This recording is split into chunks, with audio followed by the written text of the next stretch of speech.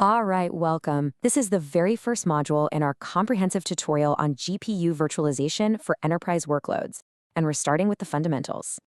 Okay, before we really dive in, we've got to get the mandatory disclaimer out of the way.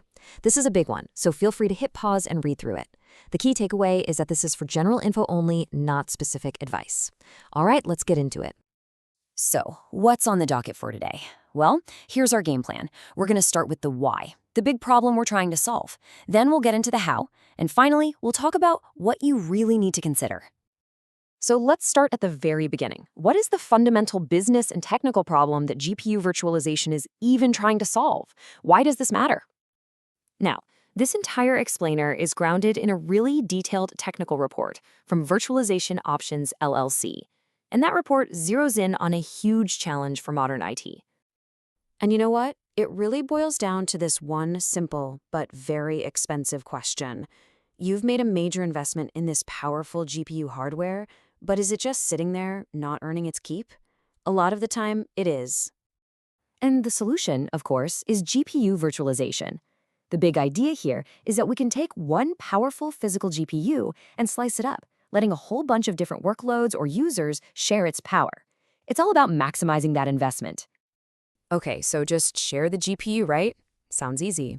Well, not exactly. See, virtualizing a GPU isn't nearly as straightforward as virtualizing a CPU, something we've been doing for ages. Think about it. We've been slicing and dicing CPUs for decades now. It's a mature, well-understood technology. But GPUs, they are a completely different animal. They're built for very specialized tasks and have performance demands that make virtualization way more complex. So let's look at what makes them so tricky. You've got these unique technical hurdles. GPUs need super fast, direct access to memory. They have really strict, real-time performance needs, especially for graphics. And of course, they're designed for these massive, complex parallel jobs. These are the core challenges we have to solve. So, faced with these challenges, engineers got smart. They developed three main strategies to get this done. Let's break down how each of them works. First up, we have the hardware-level approach. The easiest way to think about this is giving a virtual machine direct, exclusive access to a piece of the GPU hardware itself. It's all about dividing things at the most fundamental level. And the big win here?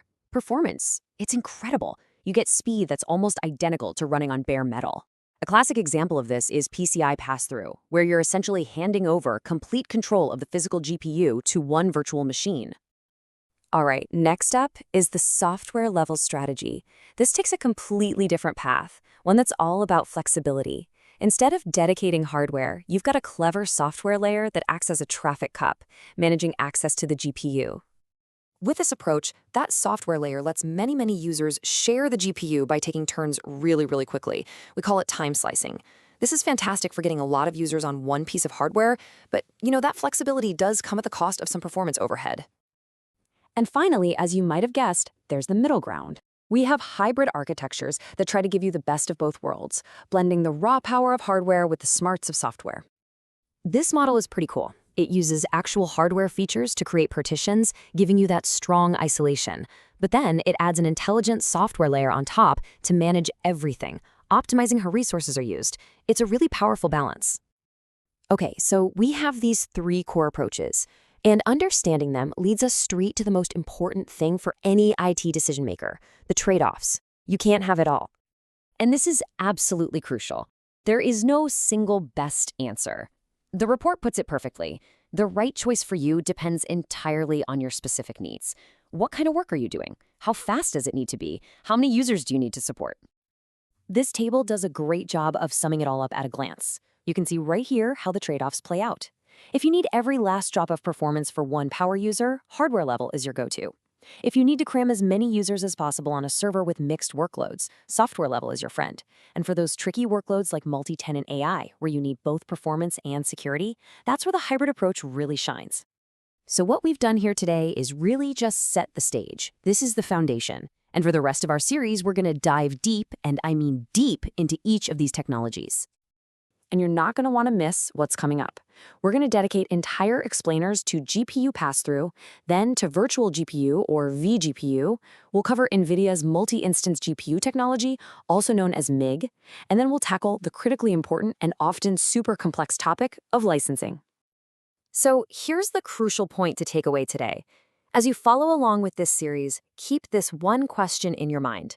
What is the right balance of performance, cost, and flexibility for my organization? Because that's what it all comes down to.